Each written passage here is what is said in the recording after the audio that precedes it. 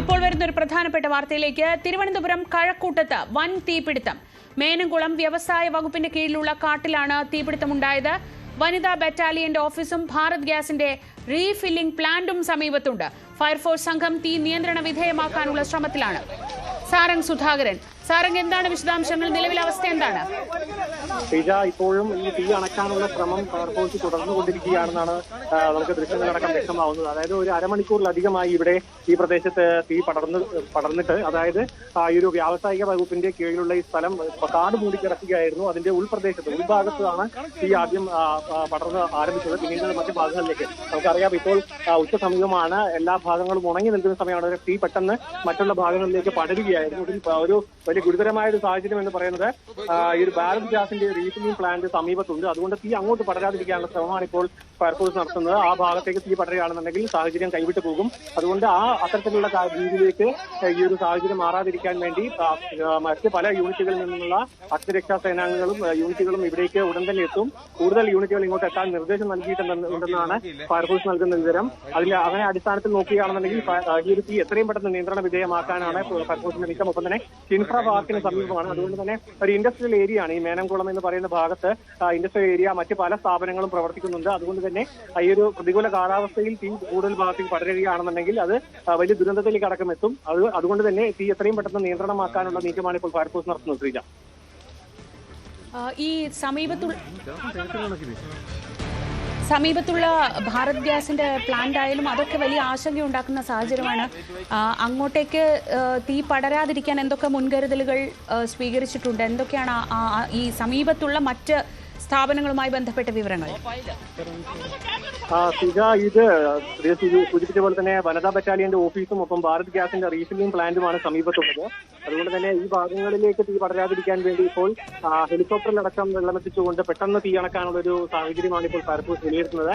കാരണം തന്ത്രപ്രധാനമായ ഒരു മേഖലയായതുകൊണ്ട് തന്നെ തീപിടുത്തം അത് ഗുരുതരമായ സാഹചര്യം ഉണ്ടാക്കുന്നുള്ള കാര്യം മുൻകൂട്ടി കണ്ടുകൊണ്ടാണ് ഇപ്പോൾ അത്തരത്തിൽ, അതായത് ഫയർഫോഴ്സ് ഈ ഒരു ഹെലികോപ്റ്ററിൽ വെള്ളമെത്തിച്ചുകൊണ്ട് അവിടെ തീ അണക്കാനുള്ള ശ്രമം. കാരണം ഒരു കാട് പിടിച്ച് കിടക്കുന്ന പ്രദേശമായതുകൊണ്ട് തന്നെ വളരെ പെട്ടെന്ന് തീ വലിയ പ്രദേശത്തേക്ക് പടർന്ന് പിടിക്കുകയായിരുന്നു. ഫയർഫോഴ്സ് എത്തുന്ന സമയത്ത് കൊണ്ട് തന്നെ വലിയ രീതിയിൽ തീ അവിടെ പടർന്നു കഴിഞ്ഞിരുന്നു. പക്ഷേ കൂടുതൽ യൂണിറ്റിനെ അവിടെ എത്തിച്ച് തീ അണക്കാനുള്ള ശ്രമമാണ് പിന്നീട് ഫയർഫോഴ്സ് നടത്തിയത്.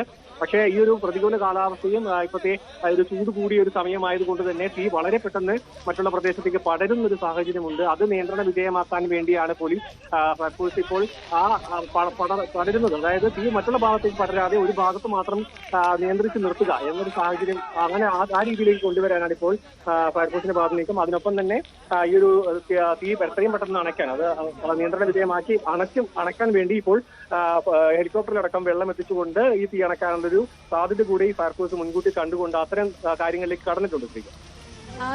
ഇത് ഒരു അത്യാവശ്യം ആളുകളൊക്കെ ഉള്ളൊരു സ്ഥലമാണോ? എങ്ങനെയാണ് ഇവിടെ ഒരു തീപിടുത്തത്തിന്റെ ഒരു സാഹചര്യം ഉണ്ടായതെന്നാണ് നമ്മൾ മനസ്സിലാക്കുന്നത്? ശ്രീജ, ഇതുമായി ബന്ധപ്പെട്ട്, അതായത് ഈ തീപിടുത്തത്തിന്റെ കാരണം എന്തെന്ന കാര്യത്തിൽ ഇപ്പോൾ ഒരു വ്യക്തത വന്നിട്ടില്ല. കാരണം ഇപ്പോൾ ഫയർഫോഴ്സ് കാര്യമായിട്ടും അതിൽ ഈ നിയന്ത്രണ വിധേയമാക്കുന്ന കാര്യത്തിലേക്ക് അതിനുമാണ് കാര്യമായിട്ടും ശ്രദ്ധ കേന്ദ്രീകരിക്കുന്നത്. അതുകൊണ്ട് തന്നെ ഈ തീ എങ്ങനെ പടർന്നു, അതിന്റെ കാരണം എന്താണ്, ഒപ്പം തന്നെ അതിൽ വേറെ എന്തെങ്കിലും ദുരൂഹതകൾ ഉണ്ടോ എന്ന കാര്യത്തിലും വ്യക്തതയില്ല. പക്ഷെ എന്ത് തന്നെയാണെങ്കിലും തീ പടർന്ന ഭാഗം എന്ന് പറയുന്നത് കുറെ കാലമായി ഇത്തരത്തിൽ, അതായത് കാട് മൂടിക്കിടക്കുന്ന ഒരു പ്രദേശമാണ്. അതുകൊണ്ട് തന്നെ തുടക്കത്തിൽ അത് സമീപവാസികളുടെ ശ്രദ്ധയിൽ പെട്ടില്ല എന്നാണ് മനസ്സിലാക്കാൻ കഴിയുന്നത്. പിന്നീട് തീ നല്ല രീതിയിൽ പടർന്നപ്പോഴാണ് പെട്ടെന്ന് സമീപവാസികൾ ഫയർഫോഴ്സിനെ അറിയിക്കുകയും ചെയ്തത്. ഒപ്പം തന്നെ അടുത്ത്, അതായത് ഒഴിഞ്ഞ ഒരു പ്രദേശമാണ്, കാട് മൂടിക്കിടക്കുന്ന പ്രദേശം, തൊട്ടടുത്ത് വീടുകളോ മറ്റു സ്ഥാപനങ്ങളോ ഒന്നും തന്നെ ഇല്ല എന്നാണ് മനസ്സിലാക്കുന്നത്. അതായത് ഒരു പൊതുജനത്തിന്റെ സ്ഥാപനങ്ങളോ മറ്റു കാര്യങ്ങളൊന്നും ഇല്ല. പക്ഷേ ഈ ഭാരത് ഗ്യാസിന്റെ റീഫില്ലിംഗ് പ്ലാന്റ് ആണ് വലിയൊരു ഭീഷണി ഉയർത്തുന്നത്.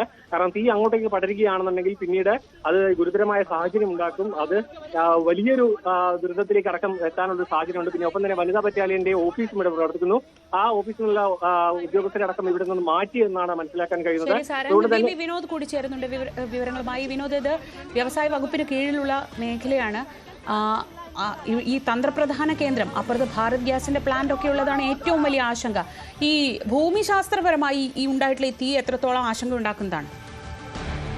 ശ്രീജ, നമുക്ക് മനസ്സിലാക്കാൻ കഴിയുന്നത് തൊട്ടടുത്ത് തന്നെ മറ്റ് വീടുകളില്ല. എന്നാൽ ഒരു വശത്ത് ജനവാസ മേഖലയാണ്, അതുകൊണ്ട് തന്നെ ആ ഭാഗത്തേക്ക് തീ പടരാതിരിക്കാനുള്ള ഒരു സാഹചര്യമാണ് ഇപ്പോൾ സൃഷ്ടിക്കുന്നത്. പ്രധാനമായും ഫയർഫോഴ്സിന്റെ യൂണിറ്റുകൾ തീ കെടുത്താനുള്ള ശ്രമം നടത്തുന്നുണ്ട്. അതോടൊപ്പം തന്നെ നേവിയുടെ സഹായം ഉൾപ്പെടെ തേടിക്കൊണ്ട് ഇവിടെ ഹെലികോപ്റ്ററിൽ വെള്ളമെത്തിച്ച് അത് തീ കെടുത്തുന്നതിന് വേണ്ടിയുള്ള ആക്കുളത്തെ സദേൺ എയർ കമാൻഡ് ഉണ്ട്. അതോടൊപ്പം തന്നെ കൊച്ചി നേവൽ ബേസ് ഉണ്ട്. ഇതുമായി ബന്ധപ്പെട്ട് പോലീസ് ഇതിനകം തന്നെ ആശയവിനിമയം നടത്തിയെന്ന വിവരമാണ് നമുക്ക് ലഭിക്കുന്നത്. മാത്രമല്ല വനിതാ ബറ്റാലിയന്റെ ക്യാമ്പ് സ്ഥിതി ചെയ്യുന്നത് ഈ വളപ്പിനോട് ചേർന്നാണ് ഈ പറമ്പുള്ളത്. ഏക്കർ കണക്കിന് സ്ഥലത്തിപ്പോൾ തീ പിടിച്ചുവെന്ന വിവരമാണ്. ആ തരത്തിൽ നമുക്കിപ്പോൾ ക്യാമറകൾ ദൃശ്യങ്ങളിൽ വരുന്നതിനപ്പുറത്തേക്ക് നമ്മൾ ഈ പുകച്ചുരുളുകൾ കാണുന്ന പ്രദേശത്തിനപ്പുറത്തേക്കുമൊക്കെ തീ പടർന്നിട്ടുണ്ട്. ആകെ പുക മൂടിയ ഒരു സാഹചര്യമാണ്. അതുകൊണ്ട് തന്നെ ഇതിന്റെ ഒരു വ്യാപ്തി എത്രയെന്ന് നമുക്കിപ്പോൾ തിട്ടപ്പെടുത്താൻ കഴിയില്ല. എങ്കിൽ തന്നെയും വലിയൊരു മേഖലയിൽ തീ പടർന്നു എന്ന് തന്നെയാണ് മനസ്സിലാക്കുന്നത്. ഈ പുക ഉയരുന്നത് കാണുമ്പോൾ നമുക്ക് അങ്ങനെയാണ് മനസ്സിലാക്കാൻ കഴിയുന്നത്. കൂടുതൽ യൂണിറ്റുകൾ ഇപ്പോൾ സ്ഥലത്തെത്തുന്നുണ്ട്. അവർ തീ കെടുത്താനുള്ള അഗ്നിശമന സേനയുടെ പരിശ്രമം തുടരുകയാണ്. സമീപത്തു നിന്ന് ആളുകളെ ഒഴിപ്പിച്ചിട്ടുണ്ട്. മറ്റൊരു അപകടകരമായ സാഹചര്യം ഭാരത് പെട്രോളിയത്തിന്റെ റീഫില്ലിംഗ് പ്ലാന്റ് ഈ സ്ഥലത്തിനടുത്താണ് സ്ഥിതി ചെയ്യുന്നത്. അവിടെയും അതിനടുത്തുമൊക്കെ തന്നെ ഈ കുറ്റിക്കാട് കയറിയ പ്രദേശമാണ്. അതുകൊണ്ട് തീ അങ്ങോട്ട് പടരാനുള്ള ഒരു സാഹചര്യമുണ്ട്. അത് ഒഴിവാക്കാനുള്ള ശ്രമം കൂടി ഇപ്പോൾ ഉദ്യോഗസ്ഥരുടെ ഭാഗത്ത് നിന്ന് നടക്കുന്നു. വേനൽക്കാലമാണ്. അതുകൊണ്ട് തന്നെ ഈ ചെറു മരങ്ങളും അവിടുത്തെ പുല്ലുമൊക്കെ ഉണങ്ങിയ നിലയിലാണ്. അതുകൊണ്ട് തന്നെ വളരെ പെട്ടെന്ന് തീ പടരുന്ന ഒരു നില കൂടിയുണ്ട്. അതാണ് കൂടുതൽ ആശങ്കയ്ക്ക് ഇടയാക്കുന്നതും. ഏതായിരുന്നാലും ഇപ്പോൾ അഗ്നിശമനസേന വലിയ പരിശ്രമമാണ് തീ നിയന്ത്രണ വിധേയമാക്കുന്നതിന് വേണ്ടി നടത്തുന്നത്. ശ്രീജ, ഇതിപ്പോൾ ഏത് ഘട്ടത്തിലാണ് ഈ തീപിടുത്തം എന്നാണ് നമ്മൾ മനസ്സിലാക്കുന്നത്? അവർക്ക് ഫയർഫോഴ്സിനെ നിയന്ത്രിക്കാവുന്ന ഒരു തരത്തിലാണോ കാര്യങ്ങളുള്ളത്, അതോ അതിനും അപ്പുറത്തേക്ക് ഈ പ്രതികൂല കാലാവസ്ഥയടക്കം പ്രശ്നമാണ്? നമുക്കറിയാം, ഈ ജനുവരി ആണെങ്കിലും നല്ല ചൂടാണ്. പ്രത്യേകിച്ച് ഒരു ഏറ്റവും ഒരു ഉഷ്ണം അനുഭവപ്പെടുന്ന, ചൂട് അനുഭവപ്പെടുന്ന ഒരു സമയം കൂടിയാണല്ലോ.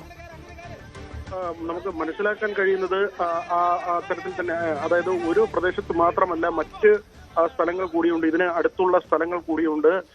അവിടേക്കൊക്കെ തന്നെ ഈ അഗ്നി പടർന്നിട്ടുണ്ട് എന്നതാണ് നമുക്ക് ക്യാമറയുമായി പോകാൻ കഴിയുന്നതിന്റെ ദൃശ്യങ്ങൾ പകർത്തുന്നതിനുള്ള പ്രായോഗിക ബുദ്ധിമുട്ടുകൾ. കാറ്റ് പ്രതികൂലമാണ്. ശക്തമായ കാറ്റ് അനുഭവപ്പെടുന്നത് കൊണ്ട് തന്നെ തീ പടരുന്നതിനുള്ള സാഹചര്യം കൂടി അത് വർദ്ധിപ്പിക്കുന്നുണ്ട്. ആ തരത്തിൽ നമുക്കിപ്പോൾ നിയന്ത്രിക്കാൻ കഴിയുന്ന സാഹചര്യമെന്ന് പറയാൻ തരത്തിലുള്ള ഒരു സ്ഥിതിയിലേക്ക് കാര്യങ്ങൾ എത്തിയിട്ടില്ല. ഇപ്പോഴും പലയിടങ്ങളിലായി പുകച്ചുരുളുകൾ ഉയരുകയാണ്. അതായത് ആ മേഖലകളിലൊക്കെ തന്നെ തീ പടർന്നിട്ടുണ്ട് എന്നത് വ്യക്തം. അത് മാത്രമല്ല, ഒരു വശത്ത് ചരിഞ്ഞ പ്രദേശമാണ്. ഈ ചരിവുള്ളത് കൊണ്ട് തന്നെ ഏതൊക്കെ മേഖലയിലേക്കാണ് ഇപ്പോൾ തീ പടർന്നിട്ടുള്ളത് എന്നത് വളരെ വ്യക്തമായി നമുക്ക് പറയുക സാധ്യമല്ല. പക്ഷേ ഈ പ്രദേശമാകെ ഇപ്പോൾ പുക മൂടിയ നിലയിലാണ്. അങ്ങനെയെങ്കിൽ നേരത്തെ ഈ പ്രദേശവാസികൾ പറഞ്ഞതുപോലെ തന്നെ ഏക്കർ കണക്കിന് പ്രദേശത്തേക്ക് ഈ തീ വ്യാപിച്ചു എന്നതാണ്. മാത്രമല്ല, ഈ ഒരു വശത്ത് നേരത്തെ സൂചിപ്പിച്ചതുപോലെ തന്നെ ഒരല്പം ദൂരം കഴിഞ്ഞു കഴിഞ്ഞാൽ അവിടെ ജനങ്ങൾ പാർക്കുന്ന സ്ഥലമുണ്ട്, ജനവാസ മേഖലയുണ്ട്. അതുകൊണ്ട് തന്നെ ഇതിന്റെ ഇപ്പോൾ ഒരു സാധ്യത മാത്രമല്ല, വളരെ പെട്ടെന്ന് തന്നെ ഈ JCB ഒക്കെ ഉപയോഗിച്ച് റോഡിനോട് ചേർന്ന പ്രദേശങ്ങളിൽ ഇത് മാറ്റാനുള്ള, അതായത് ചെടികൾ വളർന്നു നിൽക്കുന്നത് അവിടെ നിന്ന് വൃത്തിയാക്കാനുള്ള, ഈ പടർന്ന് ജനവാസ മേഖലകളിലേക്ക് കയറാതിരിക്കാൻ അവിടെ ഈ പരമാവധി പുല്ലൊക്കെ നീക്കം ചെയ്യാൻ വേണ്ടിയുള്ള ഒരു ശ്രമം കൂടി നടക്കുന്നുണ്ട്. പക്ഷെ അതൊക്കെ എത്രമാത്രം പര്യാപ്തമാകും എന്നതിൽ നമുക്ക് ഇപ്പോൾ ആശങ്കയുണ്ട്. വളരെ വിസ്തൃത ഉള്ള ഒരു പ്രദേശമാണ്, ഏക്കർ കണക്കിന് ഭൂമിയാണ്. അതിന്റെ പല ഭാഗങ്ങളിൽ നിന്നായി ഇപ്പോൾ ഇങ്ങനെ പുകച്ചുരുളുകൾ വരികയാണ്. ഇത് ഒരു സ്ഥലത്ത് തീ പടർന്ന് അതിങ്ങനെ വ്യാപിച്ചതാണോ, അതല്ല പല സ്ഥലങ്ങളിലായി തീപിടുത്തം ഉണ്ടായോ എന്ന കാര്യത്തിലൊക്കെ തന്നെ ഇനി വ്യക്തത വരേണ്ടതുണ്ട്. പോലീസിന്റെ ക്യാമ്പ്, അതായത് വനിതാ ബറ്റാലിയൻ ക്യാമ്പ് സ്ഥിതി ചെയ്യുന്ന പ്രദേശത്തിനോട് തൊട്ട് ചേർന്നാണ്. മാത്രമല്ല, നേരത്തെ പറഞ്ഞതുപോലെ ഭാരത് പെട്രോളിയത്തിന്റെ റീഫില്ലിംഗ് പ്ലാന്റ് സ്ഥിതി ചെയ്യുന്ന വലിയ തോതിൽ അവിടെ ഈ പാചകവാതകമൊക്കെ സംഭരിക്കുന്ന ഇടമാണ്. അങ്ങനെയുള്ള ഒരു പ്രദേശത്താണ് ഇതിപ്പോൾ ഇങ്ങനെ ഒരു തീപിടുത്തം ഉണ്ടായിരിക്കുന്നത്. അവിടെ പെട്രോളിയം ഉൽപ്പന്നങ്ങൾ ഉൾപ്പെടെയുള്ള കാര്യങ്ങൾ ഉണ്ടെന്ന വിവരമാണ് നമുക്ക് മനസ്സിലാക്കാൻ കഴിയുന്നത്. ഭാരത് പെട്രോളിയത്തിന്റെ പ്ലാന്റാണ്, റീഫില്ലിംഗ് പ്ലാന്റാണ്. ഏതായിരുന്നാലും ഇപ്പോൾ കൂടുതൽ യൂണിറ്റ് അവിടേക്ക് എത്തുന്നു. 5 യൂണിറ്റുകളാണ് ഇപ്പോൾ സ്ഥലത്തുള്ളത്. 5 ഫയർഫോഴ്സിന്റെ 5 യൂണിറ്റുകളാണ് എത്തിയിട്ടുള്ളത്. വ്യവസായ വകുപ്പിന് കീഴിലുള്ള സ്ഥലമാണ്. അവിടെയാണ് ഇപ്പോൾ ഈ കാട് കയറി കിടക്കുന്നത്. കഴിഞ്ഞ കുറെ കാലങ്ങളായി ഇവിടെ കാട് പിടിച്ച് കിടക്കുകയാണെന്ന് പ്രദേശവാസികൾ പറയുന്നു. ആ തരത്തിൽ ഉള്ള അങ്ങനെ ഒരു സ്ഥലത്ത് ഈ തീ വന്നത് ഒരു അസ്വാഭാവികതയിൽ, ഇങ്ങനെ കാട് പിടിച്ച് കിടക്കുന്ന സ്ഥലം, അവിടേക്ക് ആളുകൾ അധികം പോവാത്തൊരു സ്ഥലം, അവിടെ എങ്ങനെയായിരിക്കും ഇങ്ങനൊരു തീ വന്നത്? അത് വേനൽക്കാലമായതുകൊണ്ട് തന്നെ ഇപ്പോഴത്തെ ഒരു പ്രതികൂല സാഹചര്യത്തിൽ തീപിടുത്തമുണ്ടായതാണോ അല്ലെങ്കിൽ മറ്റെന്തെങ്കിലും കാര്യമുണ്ടോ, അങ്ങനെയുള്ള സാധ്യതകളൊക്കെ പരിശോധിക്കാനുള്ള സമയമാകുന്നേ ഉള്ളൂ. ഇപ്പോൾ ഏതായിരുന്നാലും ആശങ്കപ്പെടുത്തുന്ന ഒരു സാഹചര്യമാണ്. വനിതാ ബറ്റാലിയന്റെ കോമ്പൗണ്ടാണ്. ആ കോമ്പൗണ്ടിന് ചുറ്റും ഇങ്ങനെ അല്ലെങ്കിൽ അതിനെ വലിയൊരു അളവ് വരെ അതിന്റെ പരിസരത്ത് ഇങ്ങനെ തീ പടരുന്ന ഒരു നിലയുണ്ട്. അവിടെയാണ് 5 യൂണിറ്റ് ഫയർഫോഴ്സ് ഇപ്പോൾ ഈ തീ നിയന്ത്രണ വിധേയമാക്കാനുള്ള ശ്രമം നടത്തുന്നത്. മാത്രമല്ല, കുറ്റിക്കാട് എന്ന് പറയുമ്പോൾ ആ പ്രദേശത്ത് തന്നെ ഈ ചെറിയ കാടുകൾ മാത്രമല്ല, ഉണങ്ങിയ മരങ്ങൾ ഉൾപ്പെടെ നിൽക്കുന്ന ഒരു പ്രദേശമാണ്. അതുകൊണ്ട് വളരെ പെട്ടെന്ന് ഈ കാറ്റ് കൂടി ഉള്ളതുകൊണ്ട് ഇപ്പോൾ പ്രദേശത്ത് കാറ്റ് അനുഭവപ്പെടുന്നുണ്ട്. കാറ്റുള്ളത് കൊണ്ട് തന്നെ വളരെ വേഗം തീ പടരുന്ന ഒരു നിലയുണ്ട്. വളരെ ഉയരത്തിലാണ് പല സ്ഥലങ്ങളിലും തീ പടർന്ന് പിടിക്കുന്നത്. വലിയ പേടിപ്പിക്കുന്ന അല്ലെങ്കിൽ ഭീതി ഉണ്ടാക്കുന്ന ഒരു സാഹചര്യം തന്നെയാണ് നിലനിൽക്കുന്നത്. ഇത് ഫയർഫോഴ്സിന്റെ മാത്രം പ്രയത്നം കൊണ്ട് ഇത് അവസാനിപ്പിക്കാൻ കഴിയുമോ എന്ന തരത്തിലും ആശങ്കകൾ നിലനിൽക്കുന്നുണ്ട്. അവിടെയാണ് ഹെലികോപ്റ്ററിൽ ഈ ജലമെത്തിച്ച് തീ കെടുത്തുന്നതിന് വേണ്ടിയുള്ള ശ്രമങ്ങൾ വേണ്ടിവരുമെന്ന ഒരു നിലയുണ്ടാകുന്നത്. ഏതായിരുന്നാലും പോലീസ് ആസ്ഥാനത്ത് നിന്ന് സൈനിക വിഭാഗങ്ങളുമായുള്ള ആശയവിനിമയം നടക്കുന്നുണ്ടെന്നാണ് നമ്മൾ മനസ്സിലാക്കുന്നത്. സർക്കാരും ഈ വിഷയത്തിൽ ഇടപെടുന്നുണ്ട്. മുഖ്യമന്ത്രിയുടെ ഓഫീസ് ഉൾപ്പെടെ ഇടപെട്ടു എന്ന വിവരമാണ്. അതുകൊണ്ട് തന്നെ വളരെ വേഗത്തിൽ ഇതിനൊരു പരിഹാരം ഉണ്ടാകും.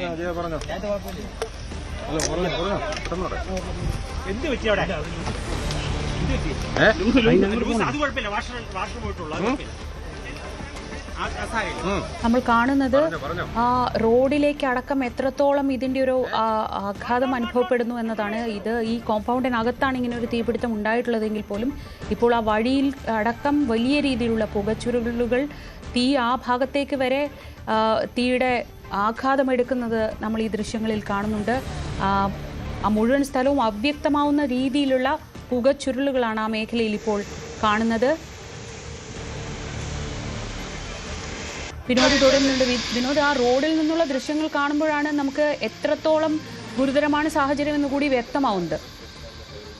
തീർച്ചയായും ശ്രീജ, ഇതിപ്പോൾ ഈ പ്രദേശത്തു നിന്ന് തീ പടർന്ന പ്രദേശം എത്രയാണ്, ഏതെല്ലാം മേഖലകളിലേക്ക് തീ പടർന്നിട്ടുണ്ട് എന്ന് പോലും മനസ്സിലാക്കാനാകാത്ത തരത്തിലാണ് തീ ചുരുളുകൾ ഈ അന്തരീക്ഷത്തിൽ ഉയരുന്നത്. പുകപടലം അവിടെ വ്യാപിക്കുന്നത്.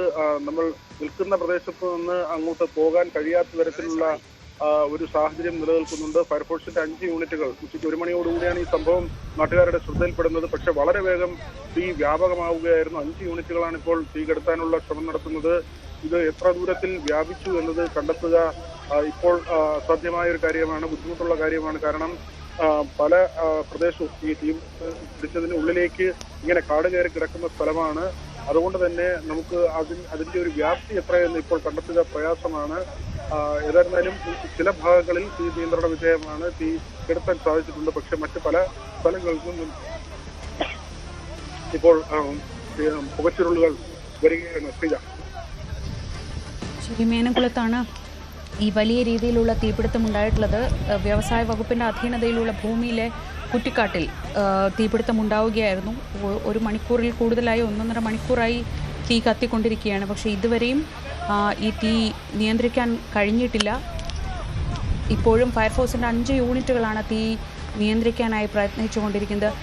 വിനോദ്, ഈ അടിയന്തരമായി ഇത് കൂടുതൽ സ്ഥലത്തേക്ക് വ്യാപിക്കാതിരിക്കാനുള്ള നടപടികൾ സ്വീകരിക്കുകയാണ് വേണ്ടത്. പ്രത്യേകിച്ച് അതിന് സമീപത്തുള്ള വളരെ പ്രധാനപ്പെട്ട സ്ഥാപനങ്ങൾ, ഭാരത് ഗ്യാസ് ഉൾപ്പെടെയുള്ള സ്ഥാപനങ്ങൾ കണക്കാക്കുമ്പോൾ അതിലെത്രത്തോളം ഈ ഘട്ടത്തിൽ ഫയർഫോഴ്സിന് വിജയിക്കാൻ കഴിഞ്ഞിട്ടുണ്ട്? ഇപ്പോൾ പല മേഖലകളിലും ഈ നിയന്ത്രണ വിധേയമാക്കിയിട്ടുണ്ട്. പക്ഷേ അതുകൊണ്ടായില്ല. ഇത് ഏക്കറുകൾ വിസ്തൃതിയുള്ള പ്രദേശമാണ്. വ്യവസായ വകുപ്പിന് കീഴിൽ വരുന്നൊരു പ്രദേശമാണ്. അവിടെ വർഷങ്ങൾക്ക് മുൻപ് വ്യവസായ വകുപ്പ് ഏറ്റെടുത്ത മറ്റ് പല കേന്ദ്രങ്ങളും ഇപ്പോൾ